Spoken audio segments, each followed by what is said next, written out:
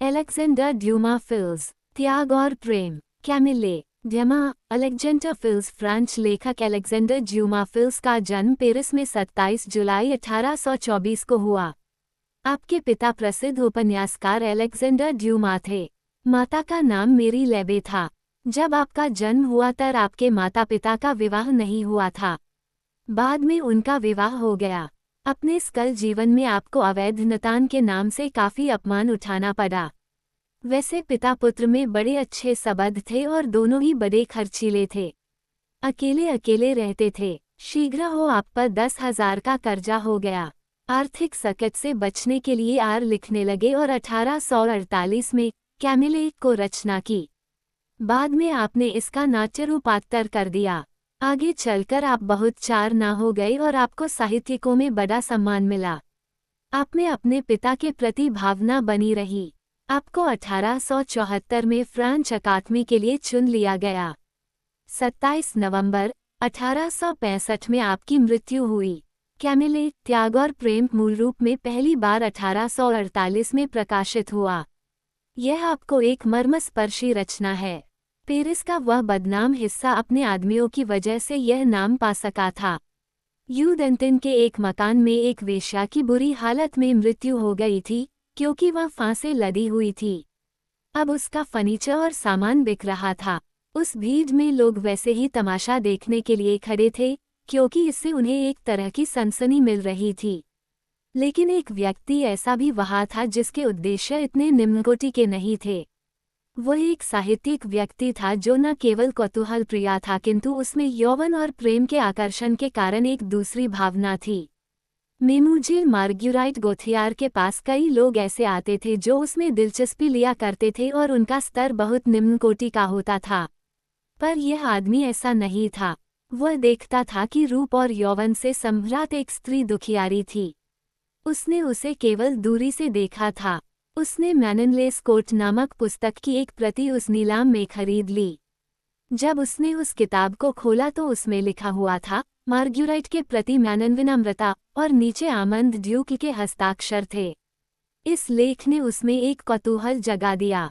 कुछ दिन बाद एक अजनबी उसके यहाँ आया और उसने अपना नाम आमंद ट्यूबल बताया। ड्यूबल एक सुंदर युवक था। उसकी विनम्रता भी उसकी वेदना को ढक सकने में असमर्थ थी। वह अपनी पुस्तक को वापस लेने के लिए उपस्थित होना था।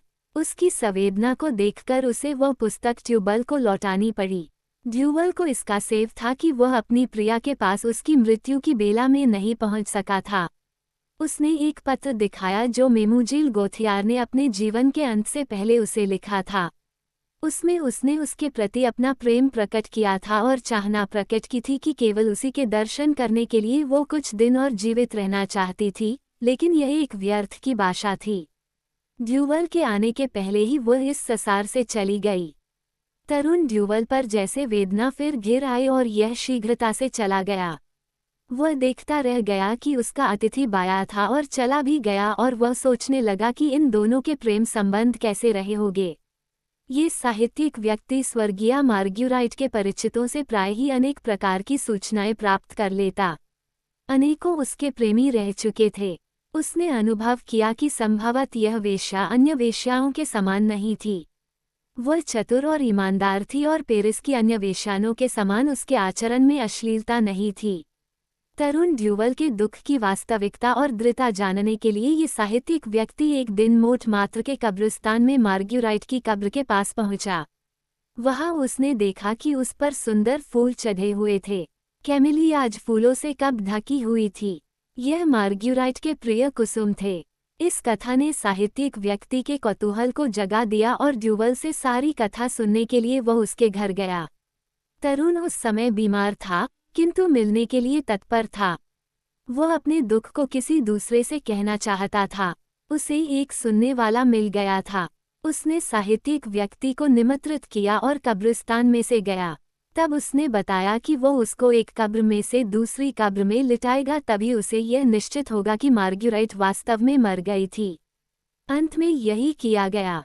अब शव को एक कब्र में से दूसरी कब्र में ले जाया गया। तब अपनी प्रिया के सदते हुए विकराल हुए मूल को देखकर ड्यूबल अपना मानसिक संतुलन खो बैठा। बीमारी से धीरे धीरे अच्छे होते समय उसने अपनी सारी कथा साहित्यिक मित्र को सुनाई। कुछ वर्ष पहले ड्यूवल की मार्गम्यूराइट से मुलाकात हुई थी और वह तन्वी पने काले केशों में अत्यंत सुंदरी दिखाई देती थी। श्वेत वस्त्र पहनती थी और कैमेलिया कुसुम का एक गुलदस्ता सा बनाकर एक दुकान में घुसते समय उसे दिखाई देती।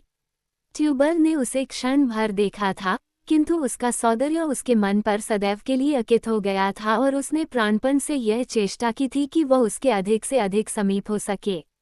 एक बार वह अपने एक फैशनेबल मित्र के साथ एक थिएटर में बॉक्स में बैठी थी, तब ड्यूवल ने पहचाना था कि उसका मित्र उसका अपना भी परिचित था। उसी समय उसने उससे परिचय प्राप्त किया था। मार्ग्यूराइट उसके प्रति विशेष रुचि नहीं दिखा सकी। उसका व्यवहार बिल्कुल उपेक्षापूर्ण था। युवक ड्यूवल जब लौटा तो उसे पीछे से मार्ग्यूराइट का हास्य सुनाई दिया।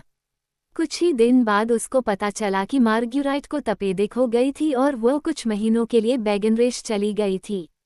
वहाँ एक कुलीन वृद्ध ड्यूक रहते थे। उन्होंने जब मार्ग्यूराइट को डेला तो वे विचलित हो गए। कुछ ही दिनों पहले उनकी पुत्री की मृत्यु हुई थी। मार्ग्यूराइट को देखकर उन्हें लगा कि वो उनको पुत्री से बिल्कुल मिलती जुलती थी।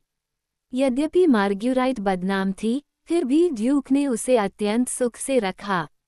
ड्यूवल की तृष्णा और भी अधिक धधक उठी। वो इस सुंदरी को दूर से ही देखता और मानो मन ही मन उपासना करता। जब वह बीमार थी तो वह नित्य उसके घर जाकर उसकी तबीयत का हाल पूछता। यद्यपि उसने भी उससे मिलने की चेष्टा नहीं की। अंत में एक बार फिर एक मित्र के माध्यम से उसकी मुलाकात हुई, जो एक पुरानी वेश्या के यहाँ जाया करता था। इस वेश्या का नाम था प्रोडेस डोवनोए। यद्यपि उसने काफी कमा लिया था और अधेड़ हो गई थी, फिर भी अपनी पुरानी आदत उससे छटी नहीं थी। प्रोडेस अब मार्ग्यूराइट की पड़ोसिन थी।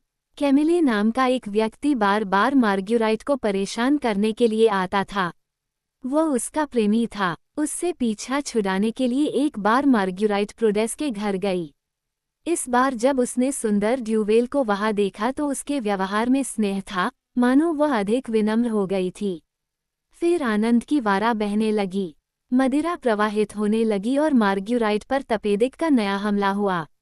उपस्थित लोगों में से किसी ने भी इस पर ध्यान नहीं दिया, किंतु ड्यूवल ने इस बात पर जोर दिया कि वह अपने स्वास्थ्य की देखभाल करे। इस युवक के सौहार्द से प्रभावित होकर मार्ग्यूराइट ने उसके चुंबनों को स्वीकार किया और उसकी आंखों में आंसू देखकर यह वचन दिया कि वह उसकी रखेल बनकर रहेगी, किंतु एक शर्त ये लगा दी कि वह किसी भी चीज की मांग न करे। 2 दिन 2 रातें ड्यूवल ने मार्ग्यूराइट की भुजाओं में व्यतीत किए। वह हर्ष से विभोर हो उठा था, किंतु एक दिन उसने कैमिले को मार्ग्यूराइट के साथ थिएटर के बॉक्स में बैठे देखकर अपने अंदर घोर ईर्ष्या का अनुभव किया।